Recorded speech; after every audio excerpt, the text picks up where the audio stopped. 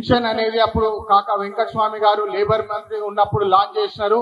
కానీ 30 సంవత్సరాల తర్వాత కూడా అదే పెన్షన్ అదే 500 రూపాయలు వస్తున్నాయి. ఇది ఎక్కడ న్యాయం అని చెప్పి పదే అందరు నన్ను ప్రశ్నించినారు. నేను ఈ సమస్య మీద ఖచ్చితంగా పరిష్కారం కావాలని చెప్పి పార్లమెంట్ లా అప్పుడు కిషన్ రెడ్డి గారు వారి మాట్లాడుతుంటే క్వశ్చన్ అవర్ లా వారి ఎదుటనే నేను సప్లిమెంటరీ క్వశ్చన్ ఇచ్చి మా కార్మికుడి కోసం ఏం చేస్తున్నారు, మీరు తెలంగాణ కోసం ఏం చేస్తున్నారు, తెలంగాణ ప్రజల ఆశీర్వాదంతో ఈ రోజు మీరు మంత్రి అయ్యి పార్లమెంట్ లో కూర్చున్నారు. కార్మికుడు ప్రత్యేకంగా సింగరేణి కార్మికుడు తెలంగాణ ఉద్యమంలో చాలా పెద్ద పాత్ర పోషించిన మా సింగరేణి కార్మికుల కోసం మీరు ఏం చేస్తున్నారు అని చెప్పి వారిని ప్రశ్నిస్తే వారి దగ్గర సమాధానం లేదు.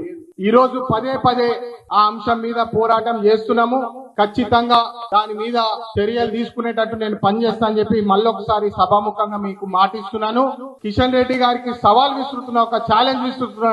నిజంగా కార్మికుడి కోసము ఆలోచన ఉంటే, సింగరేణి సంస్థ కోసం మీకు ఆలోచన ఉంటే, సింగరేణి కార్మికుడి కోసం మీ ఆలోచన ఉంటే రిటైర్డ్ పెన్షన్ అనేది మీరు పెంచి తీరాలని చెప్పి వారికి మళ్ళొకసారి ఇక్కడికి వెళ్ళి సవాల్ విసురుతున్నా.